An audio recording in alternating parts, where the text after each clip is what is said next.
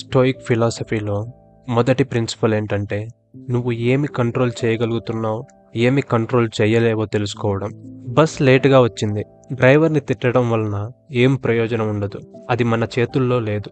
నేను కొంచెం పొడుగ్గా ఉంటే బాగుంటుంది, కొంచెం అందంగా ఉంటే బాగుంటుంది అనుకోవడం, కానీ అవి మన కంట్రోల్లో ఉండవు. ఒకరు నిన్ను ఇష్టపడేలా చేయలేవు.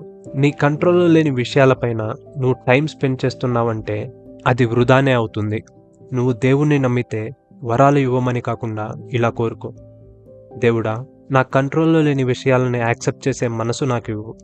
నా కంట్రోల్లో ఉన్న విషయాలను చేసేటందుకు ధైర్యాన్ని నాకు ఇవ్వు. అలాగే ఈ రెండింటినీ గుర్తించే జ్ఞానాన్ని ఇవ్వు అని ప్రార్థించు. ఒకవేళ నువ్వు దేవుణ్ణి నమ్మకపోతే ఈ విషయాలు నిన్ను నువ్వు అడుగు. చెడు అలవాట్లు పడిన సఫరింగ్ని దూరం చేయలేవు. అలాగే నువ్వు చేసిన పొరపాటుని నువ్వు సరిచేయలేవు. కానీ మనం ఇప్పటి నుంచి చేసే విషయాలను సరిగ్గా చేయగలుగుతాం.